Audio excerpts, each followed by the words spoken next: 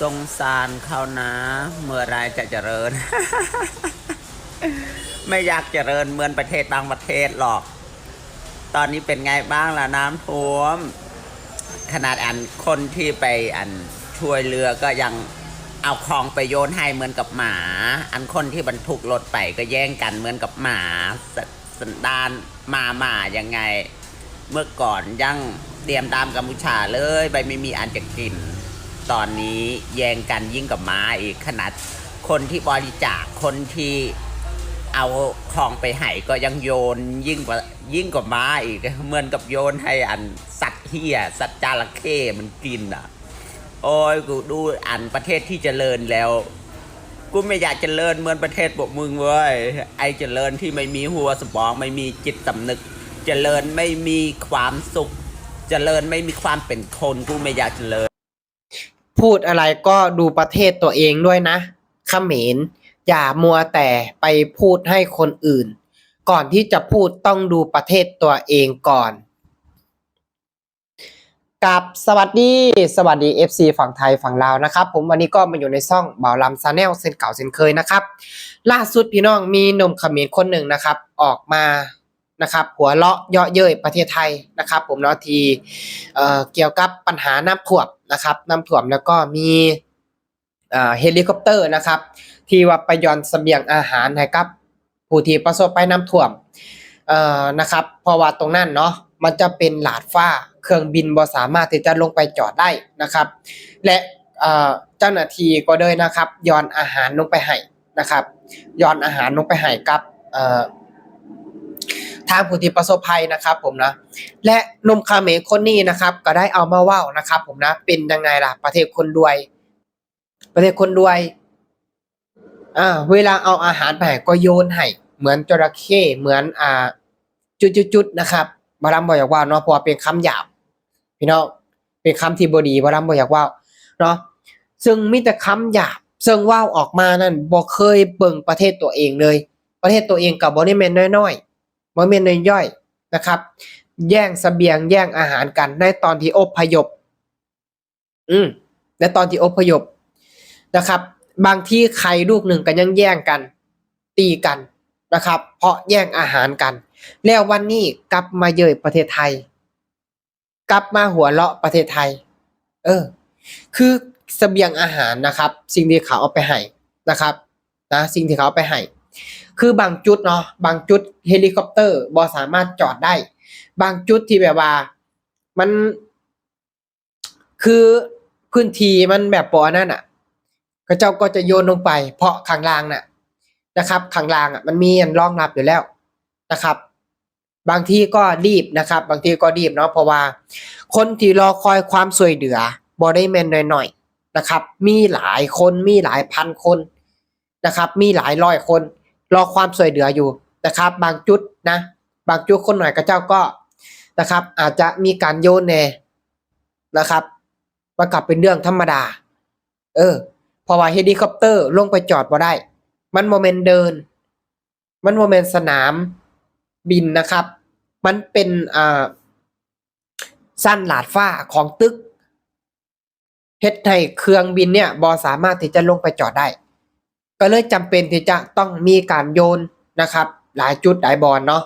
หลายจุดหลายบอนก็ต้องมีการโยนให้หรือว่าย่อนลงไปให้พี่น้องก็มีนะมีทั้งเฮลิคอปเตอร์มีทั้งโดรนนะโดรนใหญ่ๆอ่ะที่ว่าเขาเจ้าใส่ตะกร้านะครับ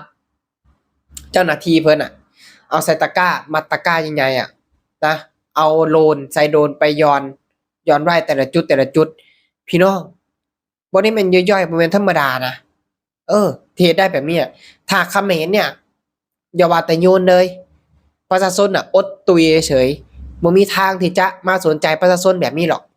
บ่มีทางที่จะเบิ่งแยงประชาชนแบบนี้หรอกแต่เนี่ยประเทศไทยอ่ะก็เจ้าทั้งใช้เครื่องบินเนาะใช้เฮลิคอปเตอร์ใช้โดรนนะครับที่ไปส่งเสบียงอาหารให้แก่ผู้ที่ประสบภัยน้ำท่วมและหนุ่มเขมรคนนี้นะครับก็ได้เอามาเว้านะครับผมนะคือเห็นแนวหน้าสงสารเพิ่นว่าเห็นแนวหน้าสงสารประเทศรวยประเทศคนรวยเวลาเอาอาหารให้ก็โยนเพิ่นว่านะครับโยนคือจังโยนให้จระเข้โยนให้ อันนั้นล่ะนะครับ ที่ได้ยินนำกันเมื่อนี้กี้เนี่ยพี่น้องนะ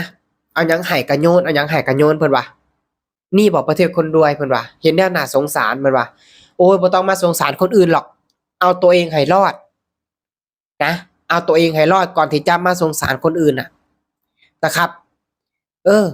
บ่ต้องไปสงสารคนอื่นหรอกสงสารตัวเองก่อนบ่มีอันจะกินอยู่แล้วนี่คือยามคับขันที่เขาเฮ็ดแบบนี้นะปกติแล้วอะคือทางประเทศไทยเนี่ยเรื่องแบบนี้อะเขาจะบ่เฮ็ดอยู่แล้วแต่ว่านี่ในช่วงที่คับขันในช่วงที่จำเป็นนะครับบางอย่างเนาะมันหลีกเลี่ยงบ่ได้เขาเจ้าก็จำเป็นต้องได้โยนแม่นบ่นะครับบางทีนะครับบางทีก็ต้อง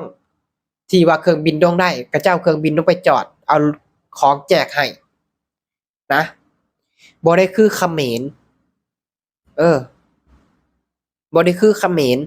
ฉะนั้นแล้วบ่ต้องเอามาเว้านะครับบ่ต้องเอามาเป็นประเด็นที่ว่าถ้าอยากเล่นงานประเทศไทยถ้าว่าอยากเจอประเทศก็ว่าไปโลดบ่เอาตรงนี้มาเป็นประเด็นนะเพราะว่าตรงนี้อะคือเขาคิดดีๆแล้วเขาคำนึงดูแล้วเขาทบทวนดูแล้วว่ามันจำเป็นที่จะต้องได้โยนเขาก็ต้องโยนถ้ามันบ่จำเป็นที่จะโยนเขาก็บ่โยนเพราะการโยนเนี่ยมันเป็นสิ่งที่บ่ดีอยู่แล้วแต่เขาก็บ่ว่าหยังตอนนั้นมันเป็นสิ่งที่จำเป็นถ้าเป็นเขมรยิ่งกว่านั้นอีกประชาชนเขาบ่ได้กินนะครับไปทางใดบ่ได้แถมบ่มีข้าวบ่มีน้ำอีกอดนะนี่ประเทศไทยอะความสามัคคีของเขาความพร้อมเพรียงของเขาความเป็นหนึ่งเดียวใจเดียวของเขาน่ะเบิ่งเอาแล้วไปพัฒนาไปปรับปรุงเขมรให้ได้ก่อนเนาะไปพัฒนาไปปรับปรุงไปช่วยเหลือประชาชนของตัวเองก่อนนะบ่ต้องมาเว้ากับคนอื่นหรอกเนาะฟังแล้วเบิ่งแล้วเขียนกันแบบใดพี่น้องก็สามารถคอมเมนต์กันเข้ามาได้นะครับคือหนุ่มเขมรคนเนี้ยเขามักเยาะเย้ยเขามักดูถูกประเทศไทยนะครับหนุ่มเขมรคนเนี้ยทุกคนเลยตอนนี้นะอันใดที่แบบผิดพลาดอันใดที่แบบอันนั้นเขาจะมาว่าตลอดนี่แหละครับพี่น้องเบิ่งแนวฟังแนวเขียนกันแบบใดนะครับก็สามารถคอมเมนต์กันเข้ามาได้นะครับผมเนาะจังไดก็สู้ต่อไปพี่น้องชาวไทยเฮาเนาะสู้เอานะครับมันผ่านไปแล้วนะครับผมเนาะจังไดก็ขอเป็นกำลังใจให้พ่อแม่พี่น้องผู้ที่ประสบภัยเนาะตอนนี้ก็น้ำแห้งน้ำลดได้แล้วนะครับกำลังเคลียร์พื้นที่กันเนาะก็ขอเป็นกำลังใจให้พ่อแม่พี่น้องชาวไทยเด้อสำหรับคลิปนี้นะครับหมอลำก็จะขอฝากกับแค่นี้นะครับขอขอบคุณครับ